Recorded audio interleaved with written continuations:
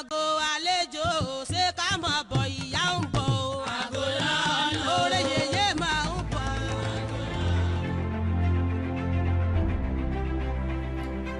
Osun Osogbo Sacred Grove in Osogbo, Osun State, southwest Nigeria, is one of the last remnants of primary high forest in southern Nigeria. The site, a natural habitat that has been preserved for over 400 years, has served as both a pilgrim point as well as a tourist center for millions of people who visit the site annually to worship and celebrate the Osun goddess that is believed to inhabit the river that runs through the grove, giving the water the ability to heal and grant wishes of its believers. Osun Grove happened to be a site that we all refer to as a living site. It is a living site just because activities that have been carried out over the years are still performed the way it used to be then. And secondly, it is a site where the worshippers do come to perform every 5th of the day, which means 5 days. They do come. For example, in churches, we go to churches during the week, but on Sunday, we christen it to be, we go to church on Sunday. Likewise, the Muslim goes to mosque on Friday. So despite the fact that the devotees do come interval, but they have a 5 day, which they call Ojose. Aside this, the uniqueness of this site is the name Osogbo was derived from this site. The appellation of the king was derived from this site. From the entrance, one could feel the tranquility that comes with the well-preserved forest. A little further down comes another feeling of an elevated being's dwellings. This is the Osun Osogbo Sacred Grove, one of the last sacred forests in Nigeria, along the banks of the Osun River, just outside the city of Osogbo, Osun State, southwest Nigeria.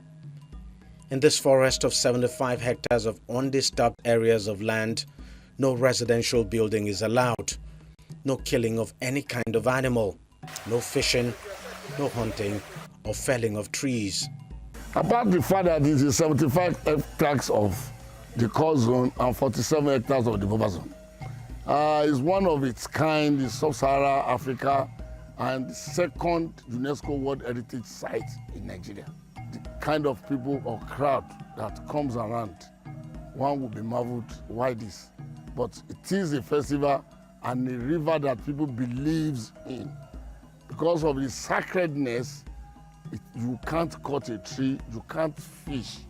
And if you are not a devotee, there are certain activities you don't do, so that you don't blame yourself. The one path that cuts right through the grove is lined on either sides with sanctuaries, illustrations of traditional Yoruba deities, and primary high forest. Adekunle Olatunji is the curator and site manager of the grove that has existed for over 4 centuries. On a tour of the sacred forest, Olatunji describes how the name Osogbo came about and what the grove stands for.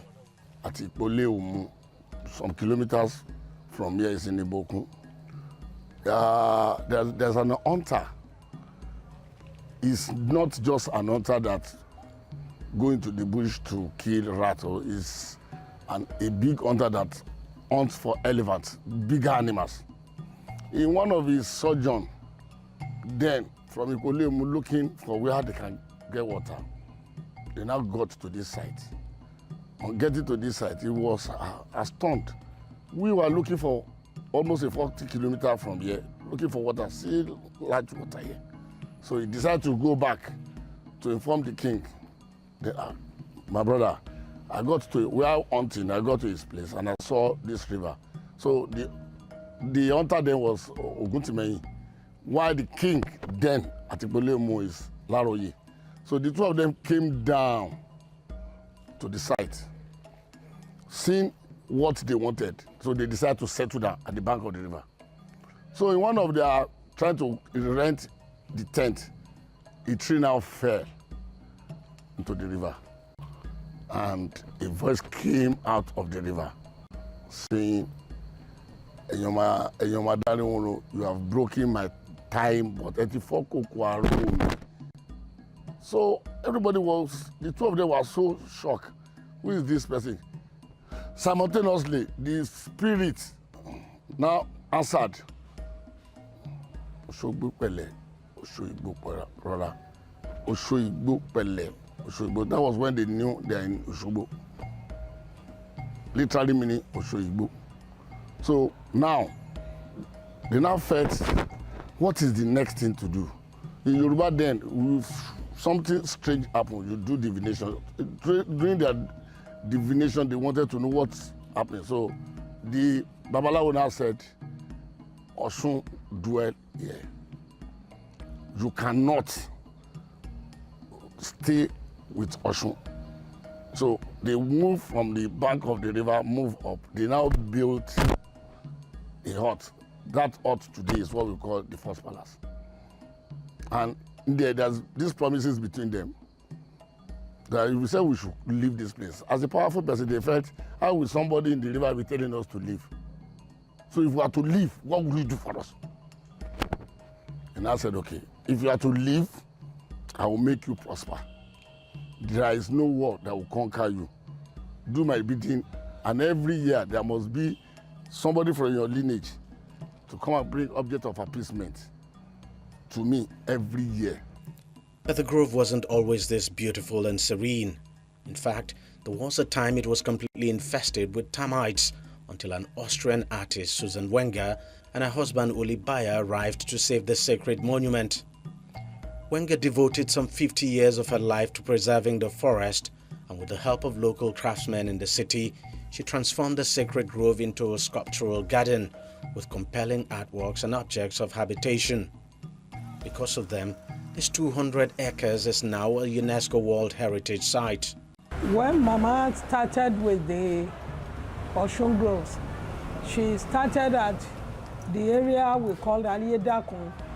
Ayedakun is also part of the groves. Our first two sculptures are still there, where we have Obatala and Yemo. And she did that, not in one place, at the main shrine, Ebu Yamako, and inside the forest there are the sculptures there that she made. And Mama would do the art with meditating, like communication with the deity before doing any form of art. And Mama got her inspiration, from there, because she stayed there for a while. She was invited to come and see or assist us in treating this termite attack. In doing that, she now fell in love with the culture. So she's so powerful and mystic that if she sleeps, revelations of what she is expected to do for this place will come to her. Then she now felt, for somebody of her status, there's a need for her to have people to work with. Then she now got in touch with the Oba. Then there and then some interested indigene that were into art then were introduced to her. So that was why they formed what we call a new sacred art movement. With this new sacred art movement, from instruction from her, that's why we have all these structures. Shaded by a canopy of trees with a flight of stone leading downwards, the inner grove lies within a natural depression, marking the exact spot where the first palace of the founder of Oshogo was located. The ancient palace with its ornate pillars and elegant designs has remained in its original state for decades, and its sacredness upheld for as long as it stands. A short walk away from the palace will take you to the Oshun River, which on a normal day looks just like any other river except for the utter stillness that pervades the atmosphere around it and the occasional calving in the midst of its waters. otherwise called the Herbs of Oshun, because according to its devotees, this calm flowing river transcends ordinary water. Everything about the Oshun Grove revolves around this river. It's like the life of this place. You take it away, the entire place becomes lifeless. This is where the history of the grove actually started from. And every year, thousands of devotees of the Oshun goddess converge by the bank of this river, where they pray, believing that all of their problems will be solved by the goddess. If it is just a mere river, why the crowd? If it is just a mere river, why are people taking this water? I'm using this water in context because here we don't have river, we don't have water. Please, we don't have water. Once you are here, you want agbo. People that needed one thing or the other come here to seek for assistance from Oshun goddess. Believing, as I said, it's your faith. Believing he or she will do it for them. Whatever is being taken here is herbs, is agbo. If you take it with your faith, be you me, you'll be healed. It has been proven beyond reasonable doubt. While the grove is the site of Oshun's most sacred shrine, many Yoruba deities are also depicted here with sculptures that are centuries old and shrines where their devotees worship. Despite the sanctity attached to it, managing the grove is not without its own challenges. There's no lumber that will come into this site that will not pray will sleep off 72 hours. So that before we wake up, we would have cut down all the trees. We do have poachers, and despite the native laws that we do use to operate, because here you are not supposed to hunt. If you are caught, you'll be taken to the enforcement agency through the authority of Osogbo. And because of developmental pressure, as the town grows, you are wanting to build closer to the site, thereby giving you problem. You have a challenge, but God is helping us through that native law. Activities. Another fascinating thing about the grove is the standalone suspended bridge right at the heart of the forest and just above the Oshun River, built some 87 years ago.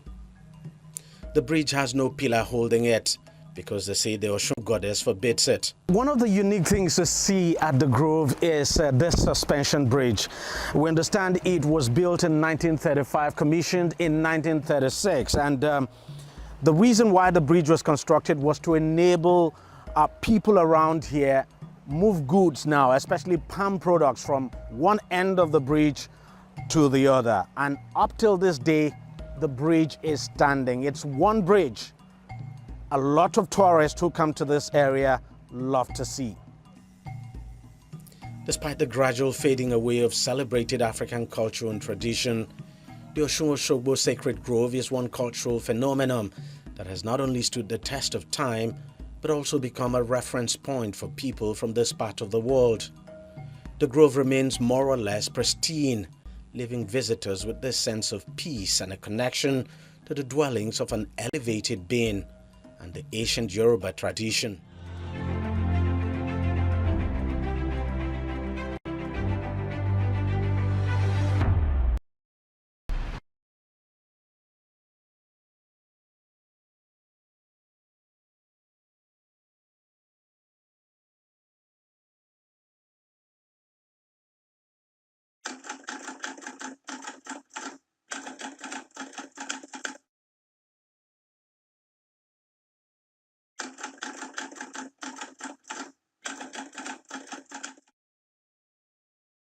There are many sad and dark events in human history, but none devastated the African continent like slavery.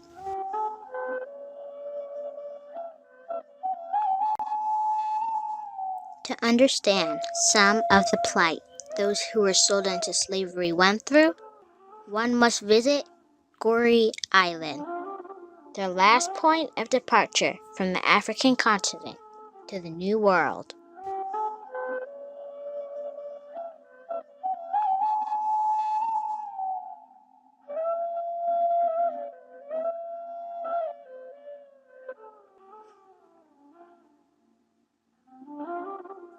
boarding the ferry to Goree Island. This is no slave ship, but it is no less filled to capacity. But this time, with goods, tourists, traders, and for a hint of Noah's Ark, some animals, even though there are not two of each kind.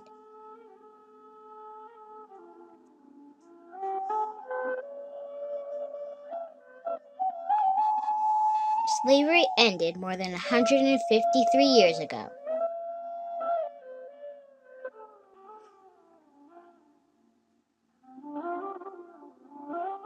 One can't help but feel sadness just walking the streets, trying to imagine what went through the minds of these citizens of various countries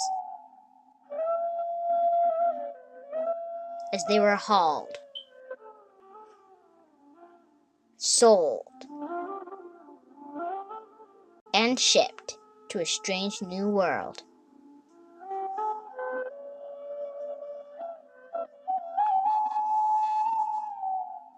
Where did these slaves come from? At that time, each African ethnic group had its price. And the most expensive ethnic group used to be the Yoruba. Yeah, they were from Nigeria. Because those Yoruba were very strong and tall, and they worked very hard in the plantations. That's why they were more expensive.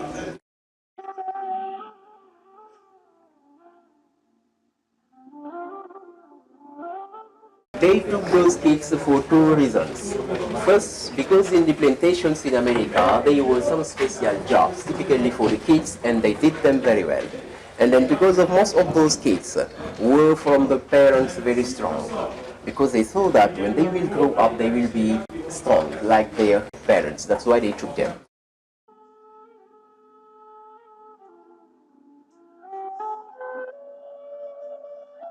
In all the 28 slave houses in Goree Island, the slave masters have the right to sleep with the young girls. Once a young girl was pregnant, she became free here in Goree Island or in Saint Louis in northern Senegal. But she wasn't totally free because usually she worked as domestic slave in the European houses, you know. That's why some of the young girls found a kind of interest to be pregnant from white masters so they can be free.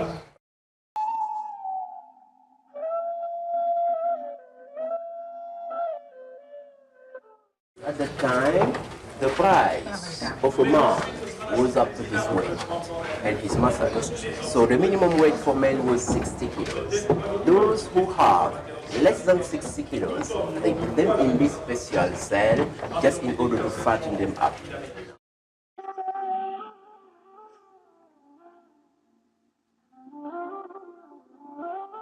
Let me tell you that they did not buy slaves with money. It was exchange. You know? For example, to buy a man up to 60 kilos or a virgin girl, you could give a gun or a barrel of wine or a blanket or something like that. To buy a child, you could give a mirror or a necklace or a piece of tobacco or something like that. So that's why people used to say that Africans also were involved into the slave trade, because some of the African tribal chiefs were collaborating with the Europeans. Yeah.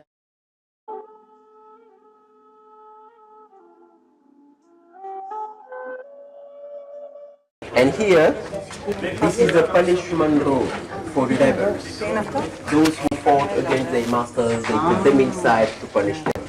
As you can see, they could not stand up inside because of the hooks. 4 or 5 people at the same time in this small room. In 1991, we welcomed in this house Nelson Mandela. And then Mandela came inside.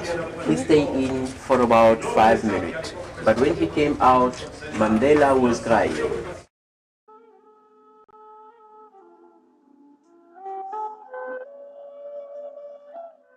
Right and left you have the waiting rooms. The slave used to wait here before the shipment. at the famous door of no return. Because once the slave got out from this door, it's mean bye-bye Africa. They took them to America and they never, never, never come back. Because of the rocks, the boat could not come near. That's why from this door, they built a kind of palm wooden bridge as a wharf. But during every shipment, some of them tried to escape by jumping into water, but they never could go far because either they were killed by the security guards or they were eaten by the sharks. Why the sharks? Because at the time, in all the 28 slave houses in Gorée Island, once a slave got sick, just to avoid the epidemics, they threw him into water, and that attracted the sharks. That's why there were a lot of sharks around the island.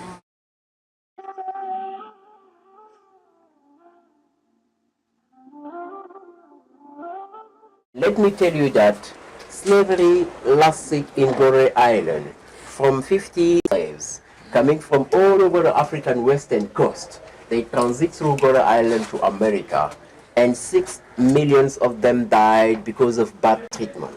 6 million.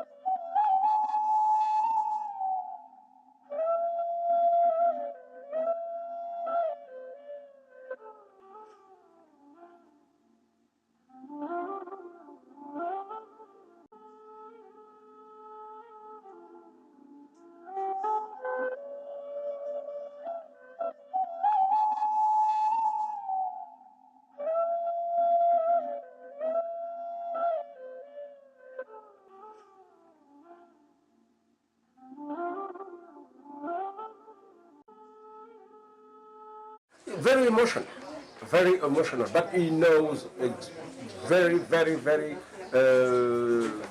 in a high level, the history and the relationships between Africa and other countries.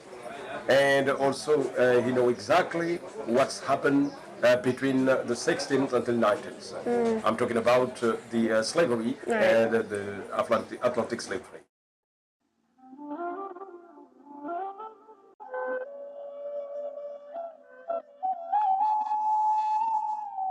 Walking away from the island, there are some pretty paintings on the street walls. One must ask, what have these walls seen, or what cries have they heard over the last 300 years? Somehow, I don't want the real answers to that question. Maybe you do.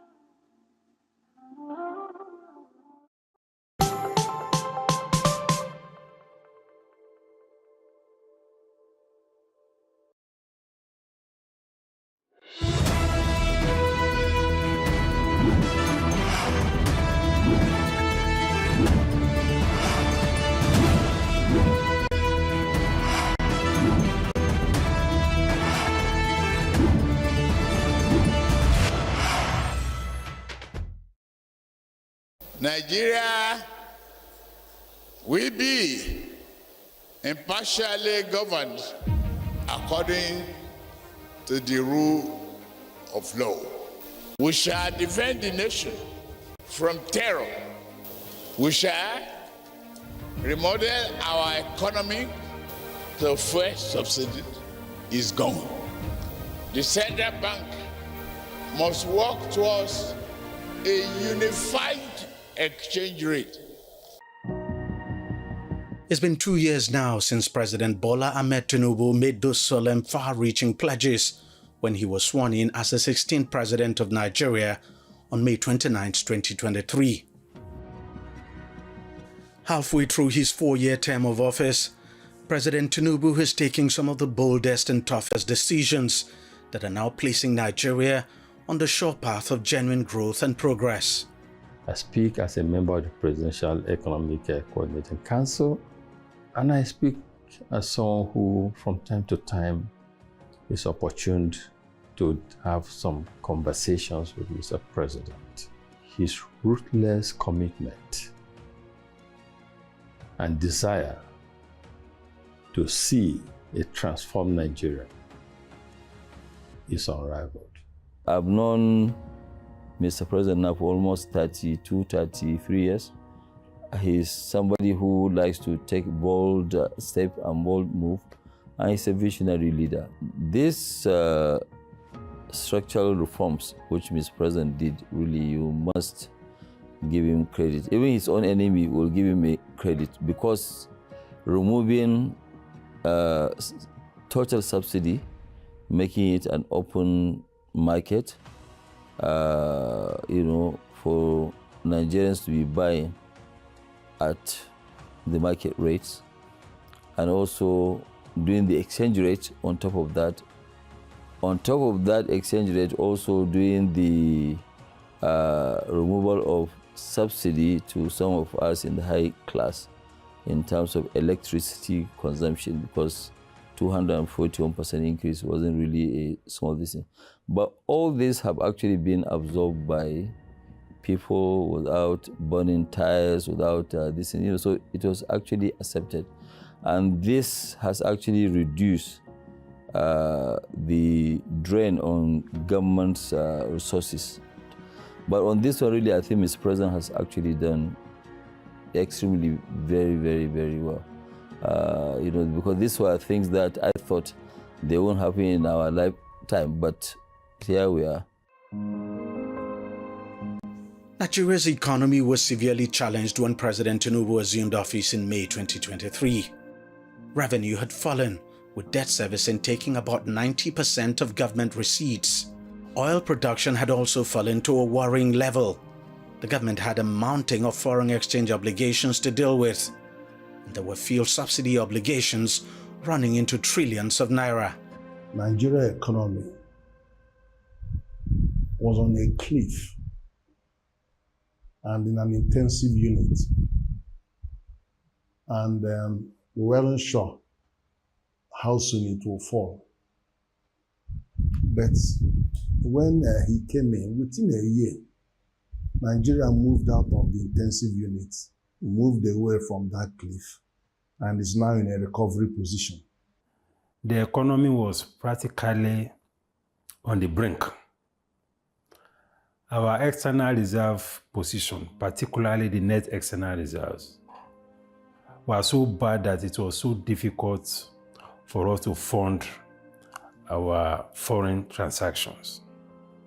It was so bad that the letters of credit issued by Nigerian banks in most cases were not honored by our correspondent banks abroad. So that created a major crisis in our external position. Then we had a major crisis with our petroleum downstream sector. We were spending anywhere between 10 billion to 15 billion US dollars importing petroleum products. So that created a major fiscal crisis.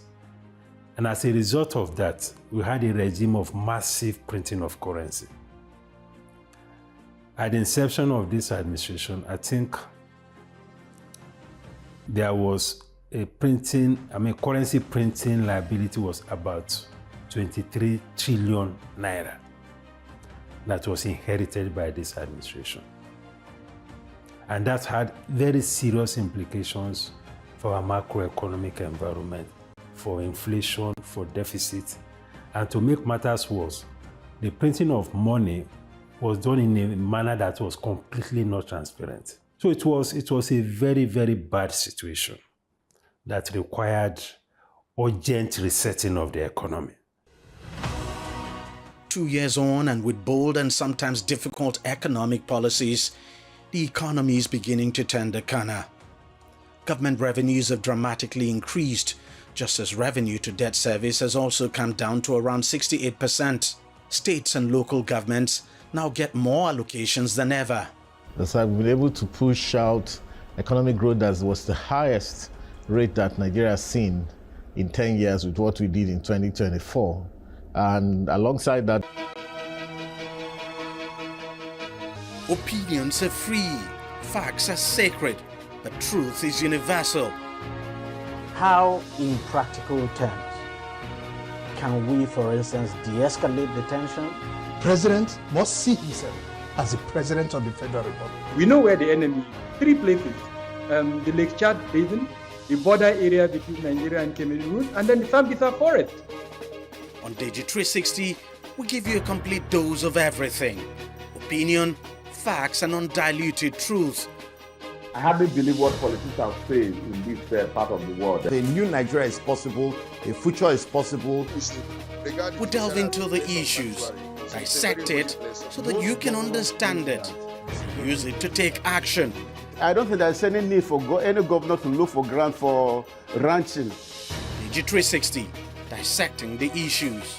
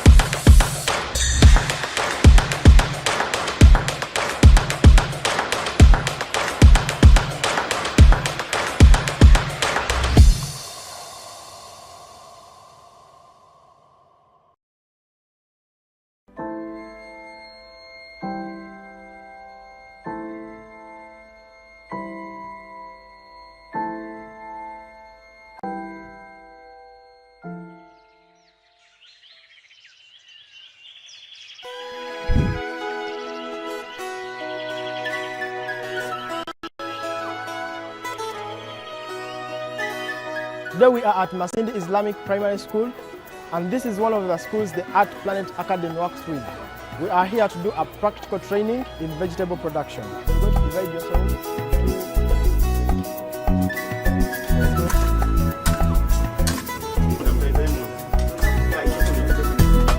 The youth of today do not treasure agriculture so much. Why?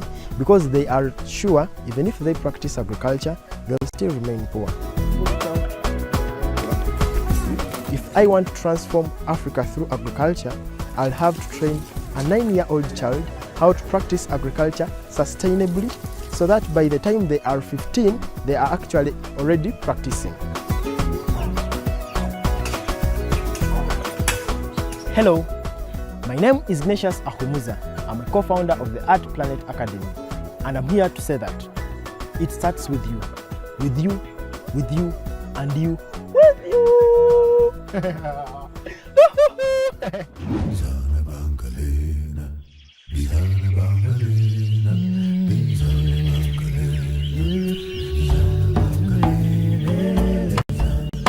Growing up, I hated farming so much.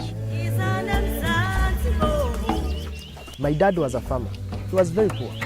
And stories had it that our ancestors were also farmers, but they were still poor. So as a child, I knew that if I do agriculture, I will definitely be poor. I had it wrong. I remember dropping out of university. I was a medical student. I left school and went for an agriculture course. Education plus the practical knowledge that I had brought about innovativeness. So I was forced to think on how to change the education system in the only one subject that I performed well, probably because I was born in a farming family. That's how I realized my fortune in agriculture.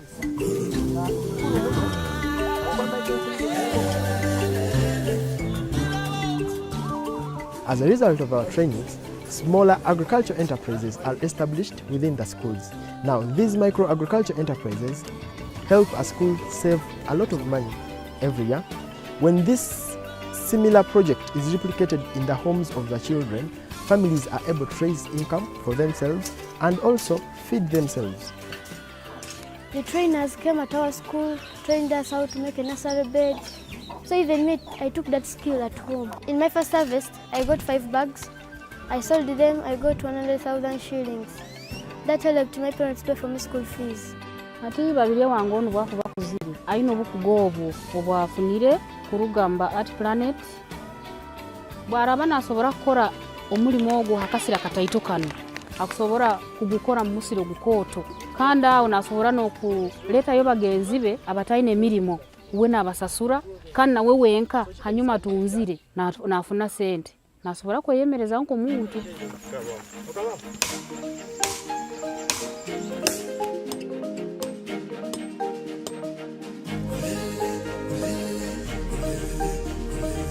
The relevancy of starting young especially with entrepreneurship, is you grow with whatever you are doing, you keep learning, and it creates an opportunity to inspire other young people, because whenever they see you doing it and you're young, it makes them believe that it's all possible. Even at a young age, you can start an organization and grow with it. Innovativeness is key to becoming a successful agricultural entrepreneur. The ability to see business where no one sees business will help you make money. I think usually zikirakuwa branches and leaves, at times fruits. As an entrepreneur, there are times when you feel the business is failing. That courage to keep going when no one else would go is the reason as to why you'll become a successful entrepreneur. In most agriculture-based countries of Africa, you realize that irrespective of the degree course you do, irrespective of how far you go in terms of studies, at one point in time you'll have to come back home and practice agriculture. We want to become the African Leadership Academy for Agriculture. We want to develop the next generation of young agriculture entrepreneurs across the African continent and our country.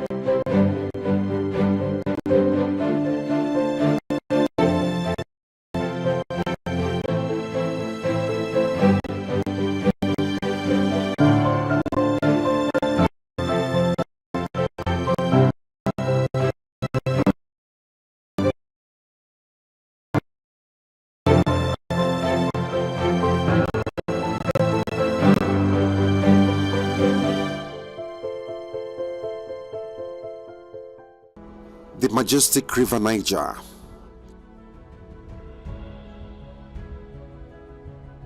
rising from the highlands of Guinea, it meanders through many countries to Nigeria, slicing through the commercial city of Onitsha and the beautiful Asaba on her way to the Delta, where she discharges into the Gulf of Guinea in the Atlantic Ocean.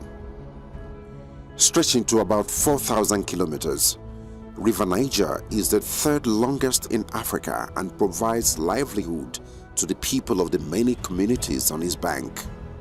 From here, they irrigate their farmlands and fish in its deep waters. Aside providing veritable mode of transportation, it is also a source of power generation. In fact, many people, particularly in Anambra and Delta states, depend on the river for their sustenance. Back in the day, canoes were the primary means of transportation on the river and served to convey goods and people from one bank to the other.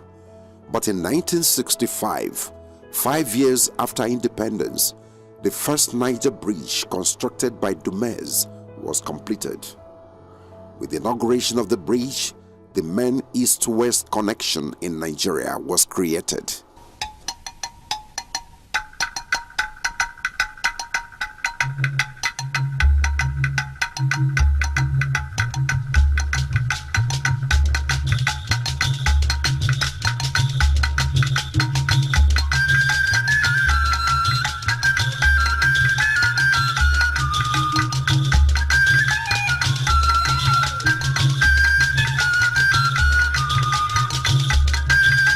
For Southeasterners, homecoming is everything. They return en masse at festive seasons to celebrate with kinsmen. But quite often, the frightening gridlock on the old bridge turns the homecoming trip into a nightmare. Femi Adesina recalls the harrowing experience of a friend who spent 6 hours trying to cross from one end of the bridge to the other. That friend I had known long before now called me and said, please, what could I do? I said, what was the issue? He said he had been on the River Niger Bridge for 6 hours. 6 whole hours. He said, can I call somebody so that they can intervene and let the bridge flow. He said 6 hours from the foot of that bridge, that when traffic flows, you can cross that bridge in 5-7 minutes. He said 6 hours they had spent on that bridge, and there was no hope that they would get to the other side. But then there are those with more bitter tales to tell. On this same bridge, homebound families are known to have been trapped for hours and days on end. I have sat there, so I have a first-hand experience of the challenge. So in situations like that, it's a nightmare, because you may even come there thinking that you have stayed 1 day. Some people tell you they have stayed 2 days, especially during festivities. It's usually a very major nightmare. Aside the nightmarish experience of the users, the bridge also poses danger to motorists as a result of the heavy load it bears. I've had awful experiences flying through that Niger bridge. It has been an awful experience where we have a dilapidated bridge that for so many years it has lasted. It was so dilapidated that sometimes you'd be scared that you might end up having your car get into the river. So it's an awful experience. There has been lots and lots of tales about that place. We've had records of the bridge quivering, motorists on the bridge actually feeling the quakes and tremors from the bridge. So it was, in one way or the other, going to end up being a nightmare. It was actually a catastrophe just waiting to happen.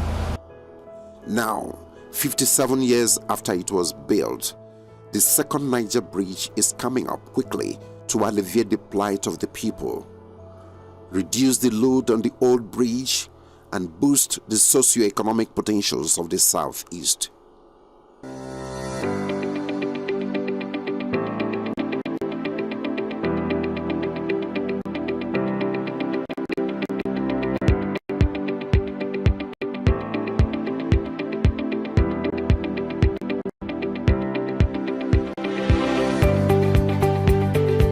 The bridge is very nice. It's very good. So we believe that since the new Niger bridge have passed, we believe that development can come.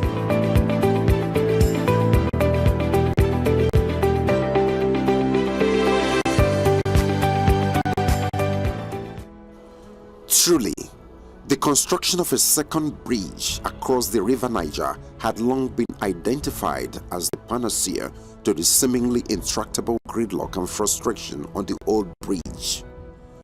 Until 2018, it was the subject of intense politicking.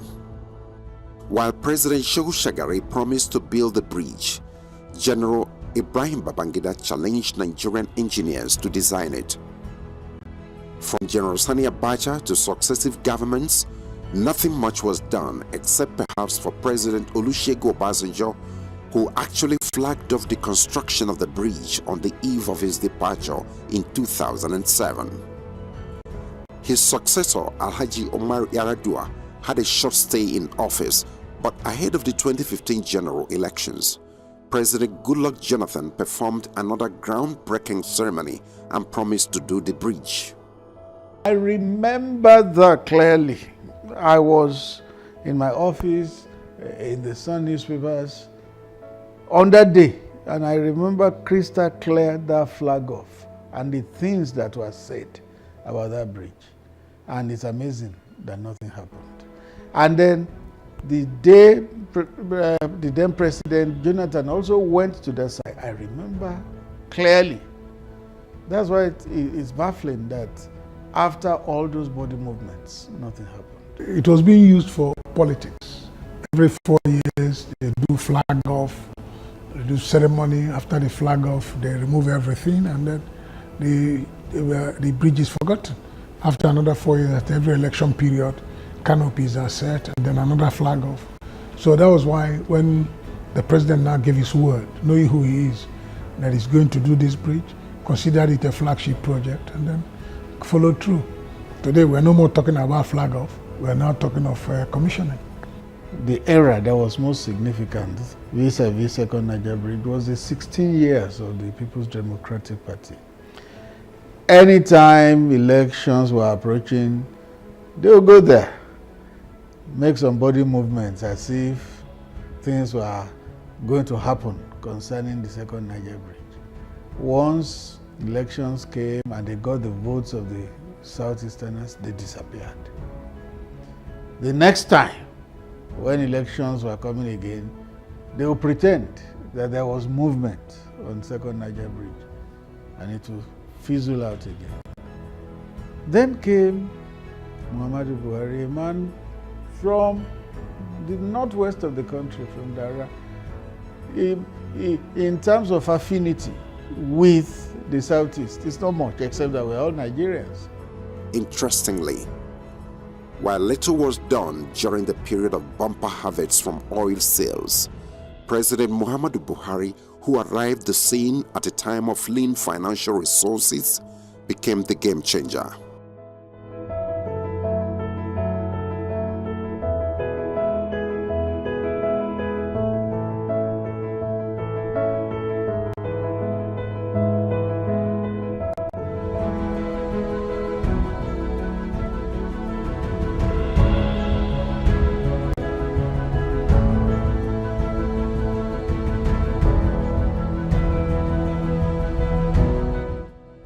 Without the boastful promises and grandstanding of the past, President Buhari plunged headlong into the project. Today, he has succeeded where others before him failed. I think I'm going to say it unequivocally that President Muhammad Okechukwu Buhari, that is one of the greatest achievements that he has done for Nigeria. I'm not talking about Southeast, I'm talking about Nigeria as a whole. Because without that bridge, there will be no movement from Southeast to North, from Southeast to West. So even going outside Nigeria, a lot of folks that come to Aba, buy goods, come to Onitsha, buy goods, now have to transfer those goods to other nation states. It is encouraging, it is nice to see that for the first time, we actually have an administration that has looked into that problem and preferred a real solution in the new Niger Bridge. So I think it's a positive step, one that if more of our leaders would emulate, it would make Nigeria a much better place for us to live in. The second Niger Bridge is an engineering marvel being executed by Julius Berger, the international construction giant. Stretching to a length of 1.6 kilometers, the bridge is equipped with a 10.3-kilometer highway. The toll plazas in both directions of the facility have 8 lanes leading to the bridge. The Owerri interchange on the Onitsha-Owerri road is designed to provide direct access to the bridge from Obosi in Anambra State to Asaba in Delta. Construction of 2 secondary bridges at Amakom and Atani communities are also part of the total package. All the 16 booths have been completed. The operation building also completed. Then the workshops and other ones, security house, they've been completed. Then the approach road on this project, we have 3 kilometers on Asaba end. Like I said, has been constructed. We only need to put the final layer of the asphalt. Then on the Onitsha end, the Anambra end, we have completed more than half of it. On the eastern side of the bridge lies the ever-bustling Onitsha, a commercial hub that embodies the resilient and enterprising spirit of the people of the southeast. The Onitsha main market, reputed to be the largest in Africa, attracts visitors from across the continent and contributes to the hectic commercial environment of the city. As a result of the intense economic activities in Onitsha and beyond, traffic holdup on the old bridge is perpetual and frustrating. But the ongoing 7-kilometer approach road on the Onitsha side of the new facility will help to eliminate congestion and provide direct access to the second bridge. The idea is to connect the southeast and south-south regions seamlessly to the rest of the country. You see, you are talking of a bridge that links Anambra State, southeast, Abia, Imo, to the entire Nigeria, coming through Lagos. All right, that is the route. All the containers that come from Lagos coming to the east, that's the route they use. It's quite enormous. It's something that, if you look at the economic benefit, you get very excited. There's quite a lot we can benefit from it, and it's going to impact very positively on the economy of the Southeast. It's going to lead to free flow of traffic. Of course, even our people who reside in other parts of the world, or in other parts of the country, once there is a period of festivities where all of our people return home to celebrate Christmas, Easter, and what have you, they will not hesitate. Most of them will come back home, and coming back home brings happiness home. Economically, economic will become viable because goods will move freely between other parts of the country and the Southeast. Business will boom and everything will pick up. On the other side of the bridge lies the serene city of Asaba, the capital of Delta State and once the colonial headquarters of the Southern Protectorate of Nigeria. Strategically located on the bank of the river, Asaba serves as the main entryway to the southeast from the Lagos axis.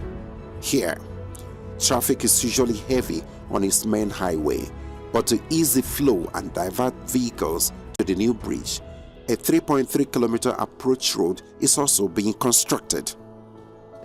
The second Niger Bridge is the artery between the western part and the eastern part of the country and the rest of the country. You can't quantify what it will do economically. Even apart from the economy, how about the comfort of the people? Going home at festive seasons, our brethren from east of the Niger love to travel at Easter, at Christmas, and other festive seasons. You cannot imagine the relief they will have on that bridge. They have slept on that bridge before. My friend spent 6 hours last December, but people who slept till the next day have that experience. So the relief will come for them. President Muhammad Buhari is a man of few words. When in 2018 he gave assurance that his administration was going to deliver the project, many people may have taken it with a pinch of salt and perhaps waved it off as a familiar story, a tale by moonlight repeatedly told by past politicians without commensurate action. 4 years after, the dream is set to become a reality. I thank God I'm alive to see the working of that second Niger Bridge.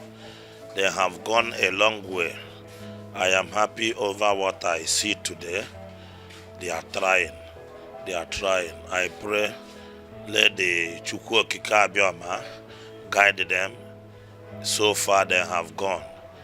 It's been a subject of serious politicking over the years. So our people kind of developed a feeling that it will never come. But all of a sudden, here comes President Buhari, who now announced that he was going to do the bridge and immediately started work. It waited this long because they made it political. Instead of really pulling up their bootstraps and working, they turned it to a political thing. That was why whenever elections were approaching, they would go there to hoodwink the people of the region to get their votes. They turned it into a political thing. But then came President Buhari, who was not interested in fooling anybody, who was not interested in the politics of it, was just interested in action.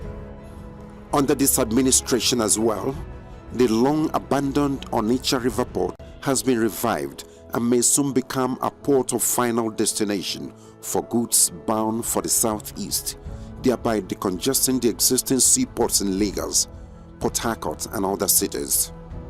Stakeholders are of the view that the second Niger Bridge will boost activities at the river port and complement the multimodal transportation initiative of the administration. Today, we talk of multimodal forms of transportation. You talk about the road, you talk about the rail, you talk about water, and things like that. So this multi-approach is something that has a lot to do with impacting on the economy. So here is the Onitsha River Port. That has to deal with the water. And then here is the second Niger bridge that has to do with the roads, but both complement each other. To ensure compliance to schedule and quality delivery, the project site has witnessed high-profile visitors lately. Aside the Minister of Works, Babatunde Fashola, who pays regular supervisory visits to the site, the Chief of Staff to the President, Professor Ibrahim Gambari, recently led top functionaries of the federal government to see the state of readiness of the bridge. The Federal Executive Council has passed tolling policy, national tolling. National is for the nation as a whole. So which one will be concession, toll fares, and so on? That's secondary. Important. Let us finish this road. Similarly, the Minister of Finance, Hajia Zainab Ahmad, also came calling with the Managing Director of the Nigerian Sovereign Investment Authority, Mr. Ujoji, and Chief Executives of other relevant agencies. For the Minister, it was an inspection and assessment visit to be sure the 157 billion naira so far released has been well utilized. I can report to Mr. President and say I have seen where all the 157 billion naira has gone to. This is a project that is very dear to His Excellency the President. It is designed to uplift the lives and livelihoods of the people of the southeastern part and the southern part of our country. Indeed, the transportation industry has experienced unprecedented turnaround in the past 7 years. For a critical sector that supports socio-economic growth, it's never been this good. Apart from equipping the National Inland Waterways Authority to provide navigable pathways for the movement of goods and services, stupendous amount of resources have also been committed into developing a functional rail transportation system. In addition to the second Niger and Loko Oweto bridges, solid road networks that crisscross the country and connect the geopolitical zones have been constructed. When the story of the Buhari administration is to be told, of course, we will talk about the second Niger bridge, we will talk about the Bodo Boni bridge, we will talk about the Loko Oweto bridge, we will talk about Lagos Ibadan Expressway, we will talk about the new ultramodern airport in Lagos, the one in Kano, the one in Port Harcourt, we will talk about the new runway in Enugu, we will talk about so many things. Just as the River Niger provides legitimate employment and sustenance for many families, construction activities at the new facility have also given jobs and livelihood to many people from the region. In addition to this legacy infrastructure, critical road projects and monuments are also being executed in the zone. Despite these huge investments, political detractors had actually tried to sell the false narrative of hatred and marginalization to some gullible natives of the area. With the developmental strides that the president has taken to the south, it's not just the second Niger bridge. What about the Enugu-Port Harcourt Expressway, which the president made sure that that rehabilitation of such road is completed?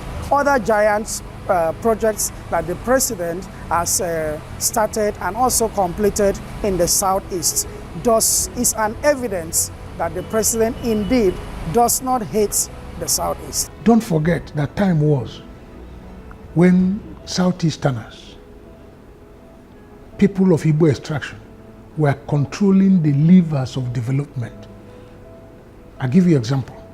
The deputy senate president from southeast, deputy speaker from southeast, chairman senate committee on works southeast, chairman house committee on works southeast, minister of finance and coordinating minister of the economy southeast, secretary to government of the federation southeast. And all through those periods, not 1 kilometer of our roads, federal roads, that were in terrible state, not 1 kilometer was addressed. And all these people I mentioned are from southeast. Now it took somebody else who is not from southeast to now address this infrastructural decay now face the construction of the reconstruction of these roads, this critical infrastructure. Just to mention a few of the things that this administration has done in the Southeast. And then somebody goes back and says he hates Southeast. How does you demonstrate hate? This president bears malice to nobody, and he has cared for the Southeast as much as he cares for other parts of the country. The second Niger Bridge is an important national asset. Aside easing traffic on the old bridge, it is an inter-regional integrator with the capability of boosting economic activities and development in the Southeast. Already, the people are beginning to tap into the huge investment opportunities that come with the bridge. You know our people, we are business people. We understand the dynamics and we take advantage of opportunities. It will bring a lot of development to the Southeast, a lot. And even South-South, because the bridge is coming from Asaba to Onitsha and vice versa. So the development is not only for South, it's also for South-South. Truly, when the story of the Muhammadu Buhari administration is told, the second Niger Bridge will be recorded among its greatest achievements. When President Buhari would have been done and is gone to have his due retirement, and the story is being told, what would never be forgotten will be his footprints on the sands of time in terms of infrastructure.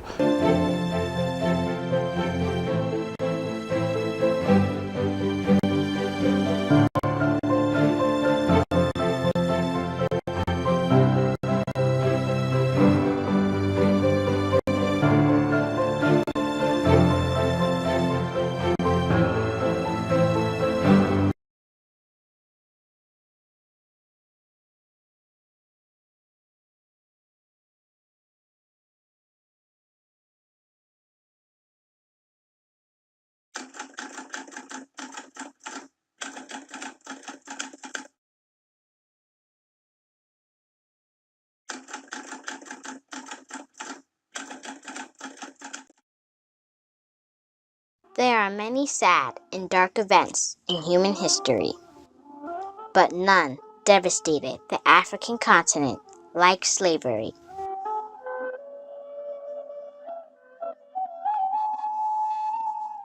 To understand some of the plight those who were sold into slavery went through, one must visit Goree Island, their last point of departure from the African continent to the New World.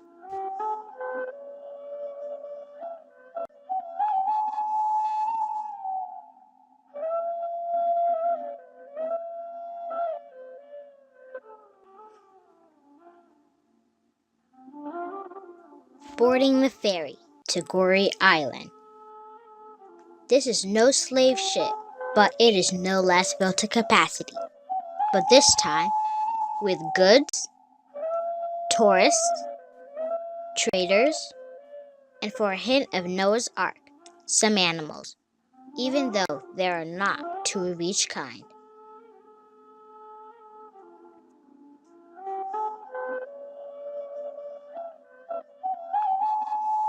Slavery ended more than 153 years ago.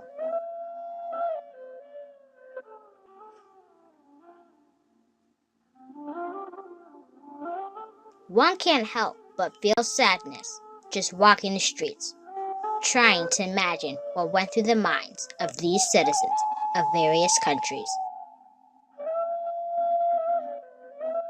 as they were hauled, sold, and shipped to a strange new world.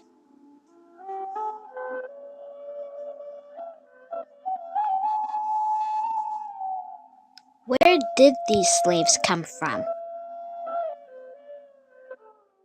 At that time, each African ethnic group had its price. And the most expensive ethnic group used to be the Yoruba. Yeah, they were from Nigeria. Because those Yoruba were very strong and tall, and they worked very hard in the plantations. That's why they were more expensive.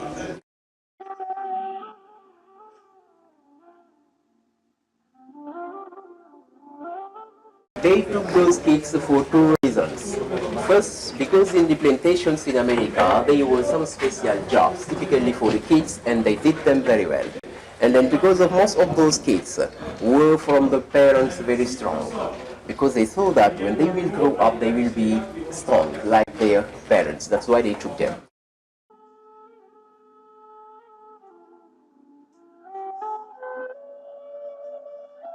In all the 28 slave houses in Gorée Island, the slave masters have the right to sleep with the young girls. Once a young girl was pregnant, she became free here in Gorée Island or in Saint Louis in northern Senegal. But she wasn't totally free because usually she worked as domestic slave in the European houses, you know. That's why some of the young girls found a kind of interest to be pregnant from white masters so they can be free.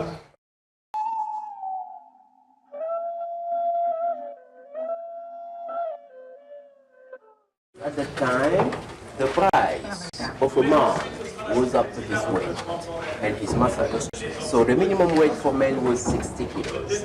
Those who have less than 60 kilos, they put them in this special cell just in order to fatten them up.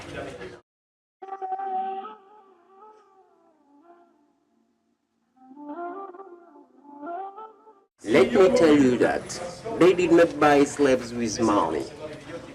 It was exchange. You know? For example, to buy a man up to 60 kilos or a virgin girl, you could give a gun or a barrel of wine or a blanket or something like that. To buy a child, you could give a mirror or a necklace or a piece of tobacco or something like that.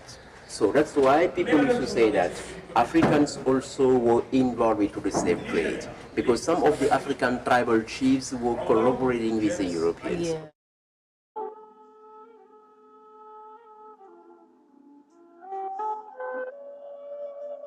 And here, this is a punishment room for rebels.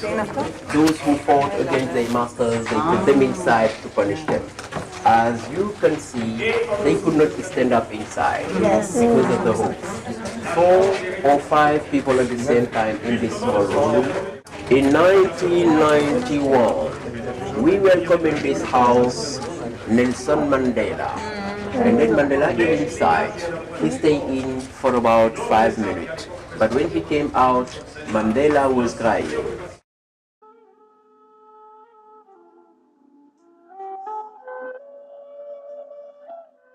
Right and left you have the waiting rooms. The slave used to wait here before the shipment. At the famous door of no return. Because once the slave got out from this door, it's mean bye-bye Africa. They took them to America and they never come back. Because of the rocks, the boat could not come near. That's why from this door, they built a kind of palm wooden bridge as a wharf. But during every shipment, some of them tried to escape by jumping into water, but they never could go far because either they were killed by the security guards or they were eaten by the sharks. Why the sharks? Because at the time, in all the 28 slave houses in Gorée Island, once a slave got sick, just to avoid the epidemics, they threw him into water and that attracted the sharks. That's why there were a lot of sharks around the island.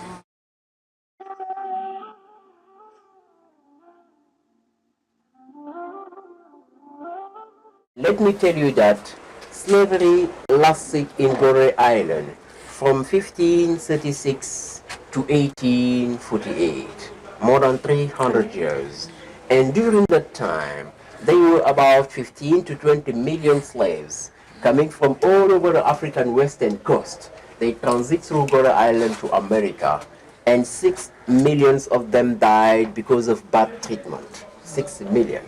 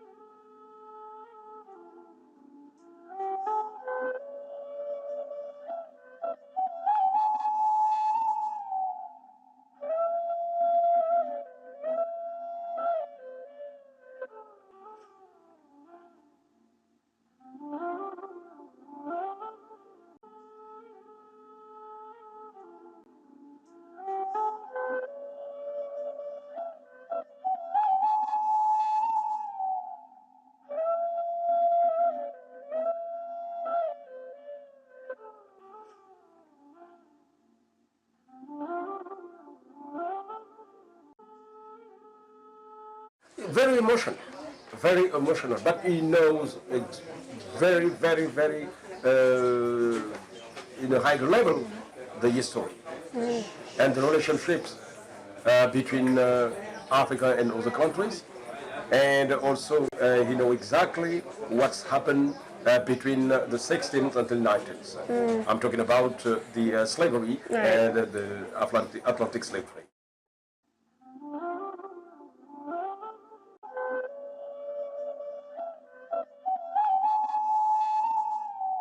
Walking away from the island, there are some pretty paintings on the street walls. One must ask, what have these walls seen, or what cries have they heard over the last 300 years?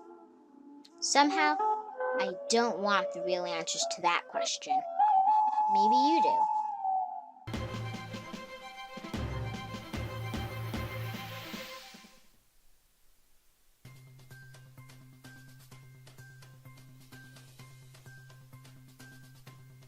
Many thanks for joining us on the newsroom. I am Okbayemi Owosheni, and these are the stories we're tracking at the moment.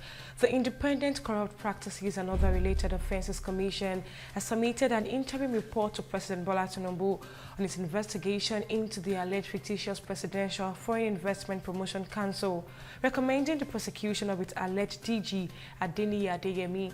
ICPC's chairman Musa Aliyu disclosed this on Thursday after meeting the president at the presidential villa in Abuja, exactly 30 days after the president directed the anti-corruption agency to conduct a thorough investigation into the agency. According to Aliyu, preliminary findings revealed that Adeyemi was never appointed by the Nigerian government and that the purported appointment letter, gazette, and other document used to establish the agency were forged.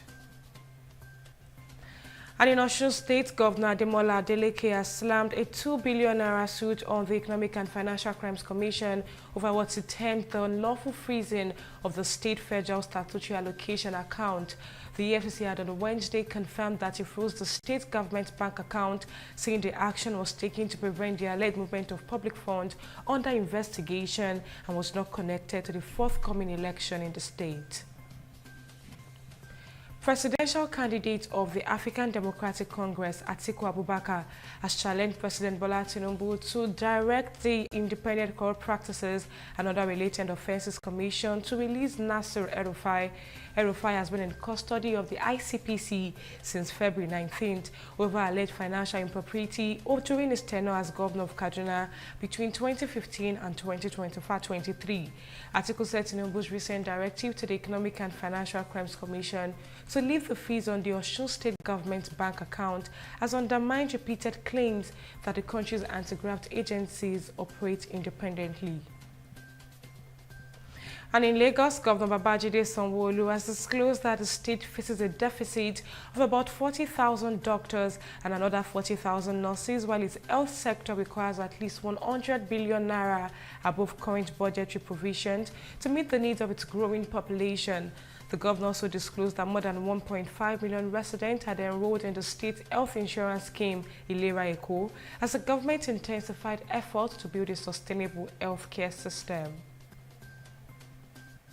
And in the world of business, Nigeria and the government of Canada have signed an expanded air transport agreement that will for the first time allow direct scheduled flight between both countries. According to a statement by the Special Advisor on Media and Communications to the Minister of Aviation, Tunde Moshood, the agreement followed a technical review of the existing bilateral air services framework by officials from both countries. And a teenage suspect killed his grandparent before shooting dead at least 6 more people at a school near Bangkok on Friday, according to the police. Dozens of police and emergency responders gathered outside the Desibin North Aburi School in Otaburi Province on Friday, while parents raced to pick up their children and tearful students and staff comforted each other. And on sports team, Nigeria's Jessica Orji has made history as the country's first ever field event gold medalist at the World Under-20 Athletics Championship, winning the women's shot put title with a sensational throw of 18.08 meters in Oregon. Orji, who recently won silver at the 2026 Commonwealth Games in Glasgow, produced an outstanding series of 18.05, 18.08 meters, 17.95 meter, and 18.07 meters, showing remarkable consistency to secure the historic victory. And those are the major headlines making the round from our newsroom at this time. Join us at the top of the hour for more stories.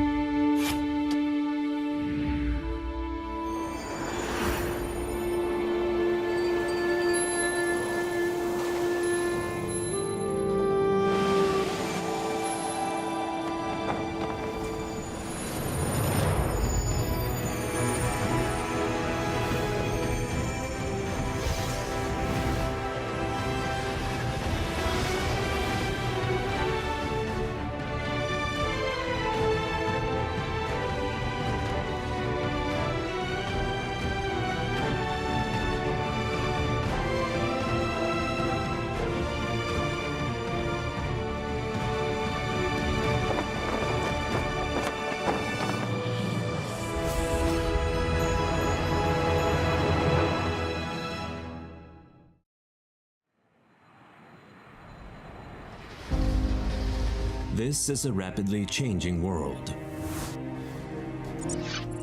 Unprecedented innovations in science and technology, big data, artificial intelligence, cloud computing.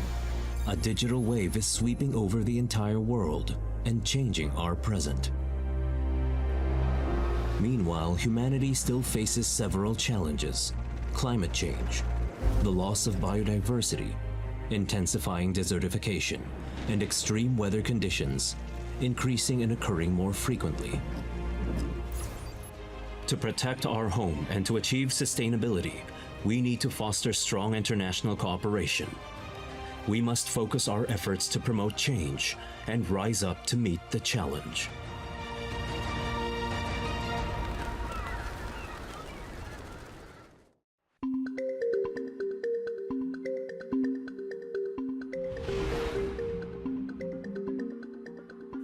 Just 120 kilometers west of the capital, Phnom Penh, is the Kampong Spu province, which is known for growing mangoes.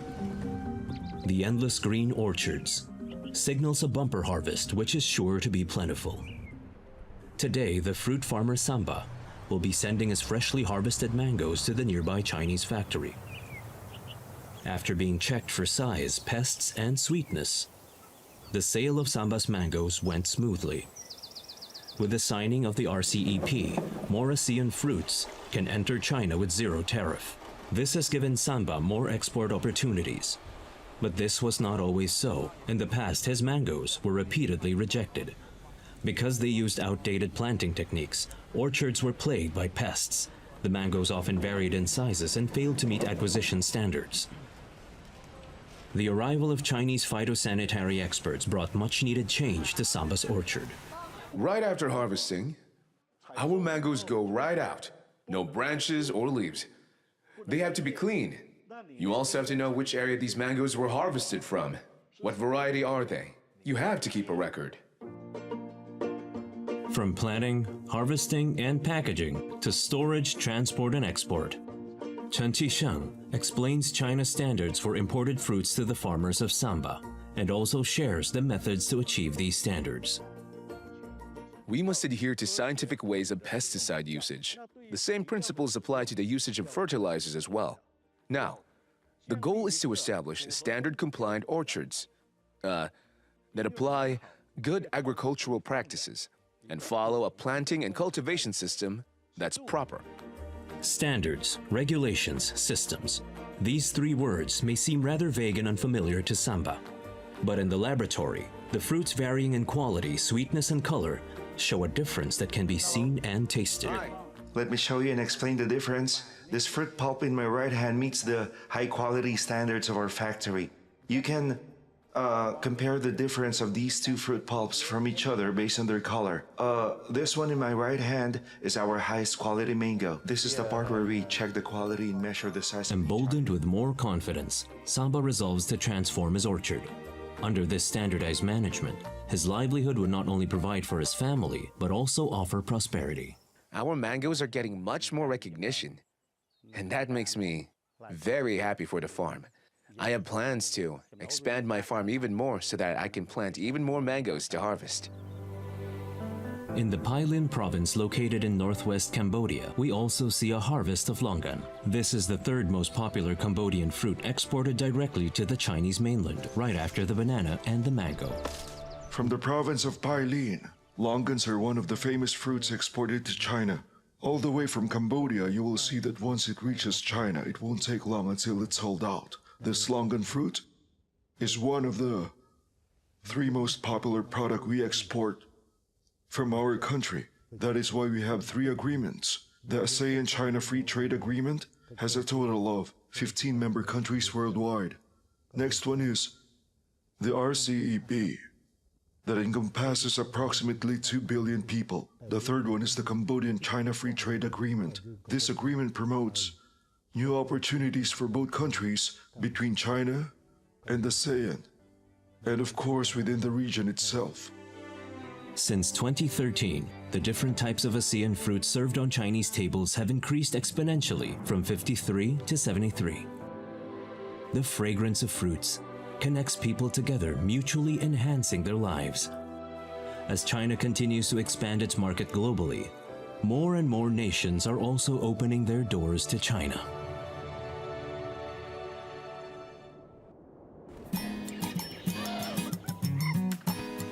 In May, Ghana welcomes the arrival of the rainy season. The development of the Port of Tema expansion project is underway. This will be the largest freight distribution center in northwest Ghana.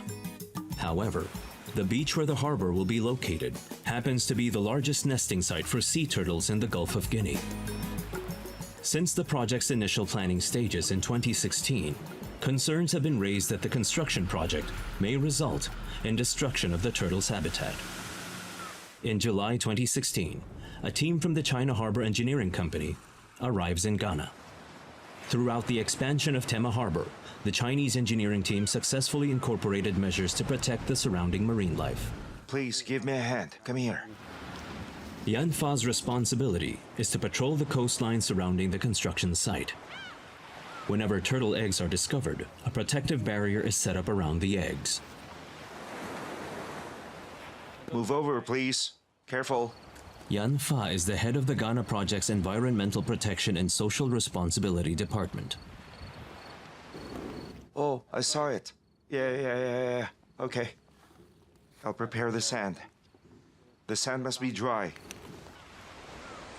As the Tema Harbor expansion project took off, renowned Ghanaian sea turtle expert Manessa joined the Chinese engineering team on the coast. To ensure the safety and preservation of the scattered sea turtle eggs, the engineering team on the beach, under the direct guidance of Manessa, has designated a special area to establish a sea turtle breeding center. So, this entire area here is already outside the construction zone. I think this area is more suitable. The gestation period of sea turtles is highly sensitive to the environment. The location must be relatively quiet and devoid of any illumination. The foundation must be made of dry sand and also slightly raised above the surrounding area. While choosing the building materials, the engineering team consciously avoided using any metal. 44 in here. Okay, now we're going to cover this hole with fine sand, okay? Let's get started. 4. Over at the port, the construction of 4 150,000-ton container terminal berths has already begun in earnest. Meanwhile, at the Sea Turtle Breeding Center, a cluster of sea turtle eggs are waiting to hatch open.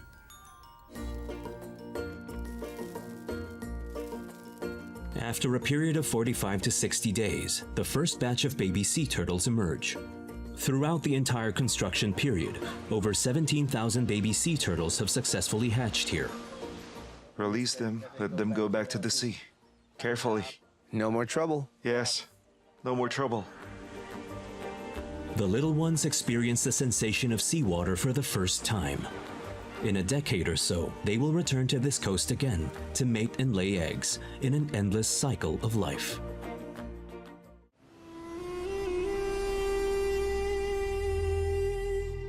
From the deep and vast ocean waters to the high rocky mountains and hot deserts, the concept of ecological protection has sparked a global desire for a greener economy. Over in North Africa lies the Kingdom of Morocco. This beautiful country sits on the edge of the Sahara Desert, where sunlight is an abundant resource. This gives rise to a collaboration project between the Moroccan government and the various Chinese electric companies, which expect growth by 2025. Having first begun in 2015, this solar power station that was designed and built by the Chinese companies resembles a sunflower blooming in the Sahara. 7,400 heliostats move in sync with the rising and setting sun. The 248-meter tower harvests the dazzling sunlight.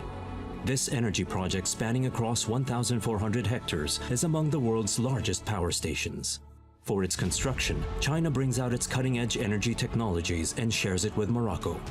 Booster station equipment from Shandong, the main transformer from Hunan, numerous cables from Jiangsu, complete sets of manufactured instruments from Chongqing. China showcases its industry's best equipment on the Noor project.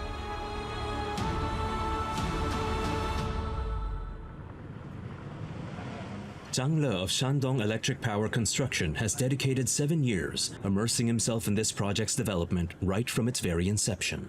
Witnessing the project transform from nothing to gradually being built up into the giant it is today gave me a sense of purpose. The construction of the Noor 2 and 3 CSP plants was completed in 2018. Even after the project was completed, the Chinese team decided to retain a group of maintenance personnel. Zhang Le is among that group. What's happening here? The temperature's too high. The air conditioner just stopped working. I don't know what happened. I'm going to find someone to take a look with me. Wait, so can you go with me to the roof? Help me check the machine for the air conditioning. Okay. Okay? Okay.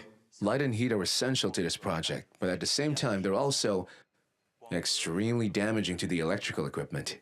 In these areas, we need to regulate the temperature and humidity in order to keep them within a normal and reasonable range. The region basks in 3,000 hours of sunlight per year, with temperatures soaring very close to 75 degrees. Harsh environments with extremely high temperatures can cause damage to the equipment. Dealing with any malfunctions is Zhang Le's primary responsibility. I think we try our best to make it move, okay? Okay. Do you understand? Okay. You got it? Okay. Operational support still continues 5 years after its completion. That is rare in international collaboration projects such as this. Come on! I've just opened the bypass valve for the water. Let me know when the temperature drops down there. It's starting to go down now. The temperature's going down. No matter how good the design is, there will be times like this when its performance will be affected, especially when you're constantly working in these kind of extreme weather conditions. We must come up with more efficient methods based on the equipment we have to achieve the exact results that we are looking for. Over the course of 2 years, the construction of the Noor plants have generated more than 6,000 jobs for the local community. After operating for 5 years, the Chinese team has also trained a local team to ensure the plants remain functional. This massive project, capable of meeting the electricity needs of over 1 million households, has not only allowed the whole country to bear witness to the wonders of new tech, but has also reinforced their resolve to forge ahead on the path to clean energy. Now in faraway Morocco, Zhang Le, who has been working diligently for 7 years, has also managed to find love while in the Sahara Desert.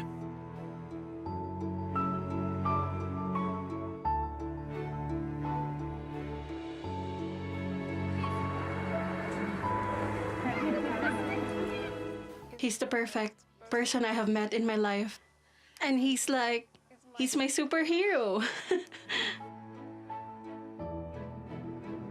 By the end of 2023, the Chinese team is set to depart from Morocco. Their route back to the mainland will take them through Hami, Xinjiang. In that area, a larger solar thermal project is under construction. Its designer was also part of the team that worked on the Noor project in Morocco.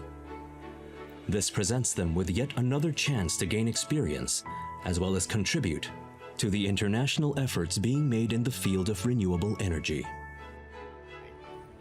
As part of the Chinese concept of ecological civilization, there was already a commitment to make the Belt Road Initiative green as possible from the beginning.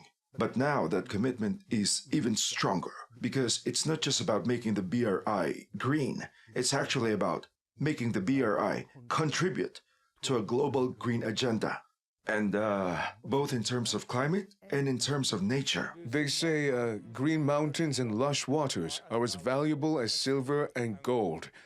And after that, we have seen a new development trajectory in China, not polluting growth, but green growth, not just growth, but high-quality growth. I believe that a green belt road is one of the most, maybe the most, important development path for the entire world in the future. Since 2013, China, together with 31 other countries, have launched the Belt and Road Green Development Partnership Initiative and established the Belt and Road International Green Development Coalition with more than 150 partners from more than 40 countries.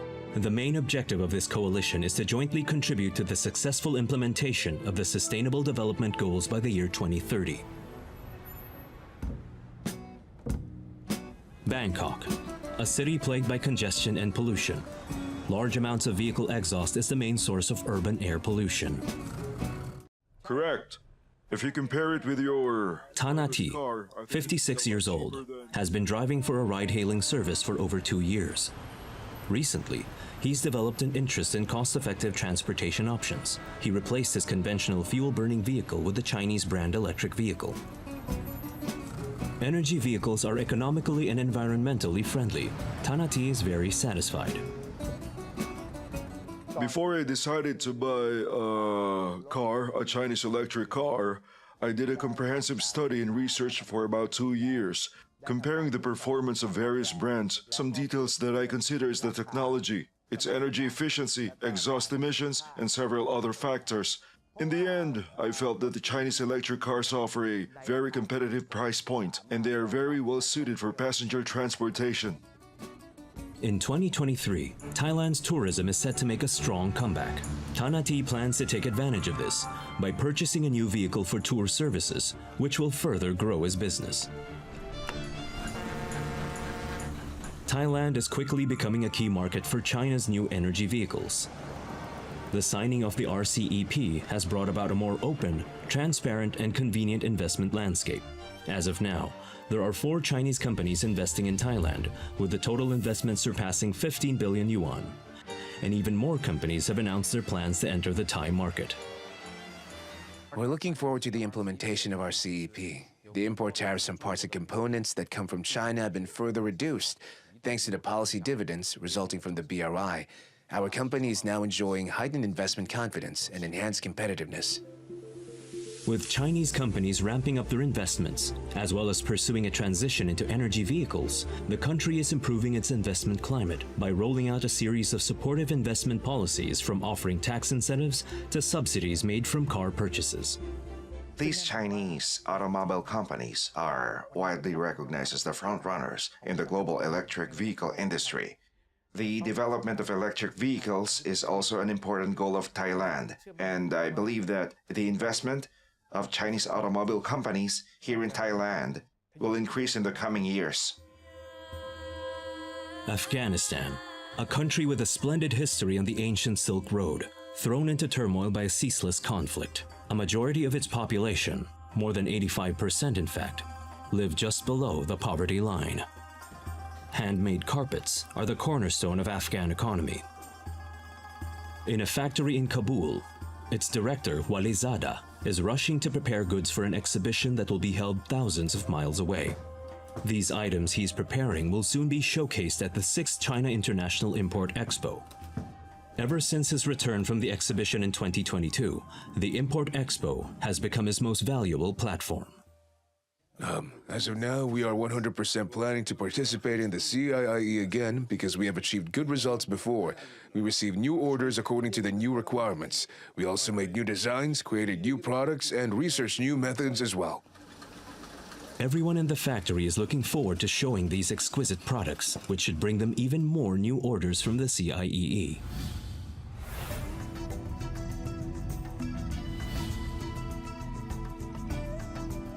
Shanghai is more than 5,000 kilometers away from Kabul. Just like Walizada, Feng Hui is also busy preparing for the CIEE. He's in charge of recruiting for the exhibition. He's lost count of how many business trips he's taken. Overall, the numbers we have recruited for the expo have increased, mostly because we have greatly stepped up our efforts to go abroad, and it has garnered us more interest. So far, we have organized more than a dozen groups to visit. Held every month in November, the CIIE is known as the world's first import-themed national-level expo. It acts as the bridge that connects China to the global market and allows Chinese consumers to shop around the world without ever leaving their homes. The CIIE has even included in its roster a diverse array of sellers from underdeveloped countries. Every year, the expo provides these sellers free booths to help them tap into both the Chinese and global markets. Because of war, Walizada's carpet factory was at its lowest point for several years. He had to struggle to make ends meet for more than 100 of his workers. His worries had ended up reaching their peak, and in 2022, he applied for a free booth at the CIEE, with the help of the Chinese embassy in Afghanistan. The number of orders he received were far beyond what he could imagine. After returning home with so many orders, Walizada immediately expanded his factory, hired dozens of new weavers, and distributed orders to thousands of family-owned workshops. It was then that the weaver named Ilyas arrived at the factory. In this factory, he was capable of earning up to 7,000 Afghanis per month. It is exceedingly difficult to find a job in Afghanistan, especially one that pays well. Many of our young don't have any jobs. Carpeting is our livelihood, and we hope we will be able to receive more orders for carpets from China in the future. From the Asian continent to the heart of Europe, from the East African plateau to the Andes, exhibitors from all over the world have found new opportunities of their own at the CIIE. Young Hai Sam from Africa brought oranges, tangerines, and lemons from his hometown to the first CIIE. His sales doubled within the first year. Spanish businessman Miguel not only opened up a new market for his wine business at the CIIE, he also turned from an exhibitor into an investor and is planning to invest 185 million yuan to build vineyards right on Chinese soil. Garces from the country of Chile is one of the largest local cherry exporters. Ever since the first CIIE, he has never missed a single expo. Currently, the cherries sold by his company to China account for 82% of his total overall sales. In order to better manage this most important market, Garces has moved his family to live in Shanghai.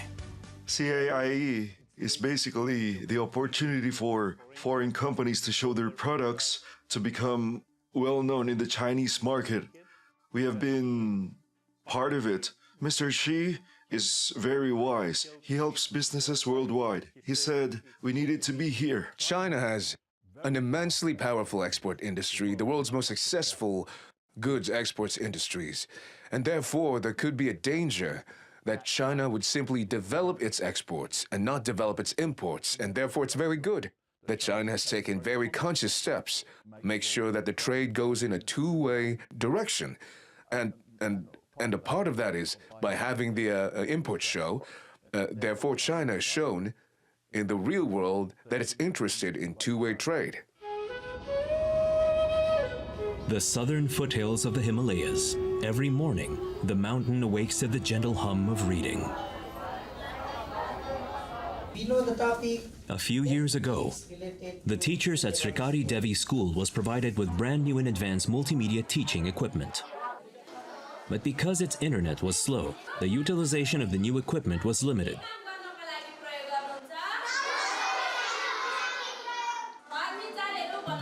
To learn about the splendid world through the internet is the wish of every child. A China-Nepal optic cable that passes through the Himalayas is being connected from China's Geelong port. When China's internet infrastructure entered the country of Nepal, suddenly the quality of the internet became very good because the latency is very low. On a hilltop not far from Srikari Devi School, a new cell tower stands proud and tall. It is one of the 4,186 cell towers built by the joint efforts of China and Nepal Telecom. It is also part of the high-quality 4G network that covers the whole territory of Nepal. At present, 99% of our cell towers have been officially put into commercial use. Their coverage includes all 77 districts and countries throughout Nepal.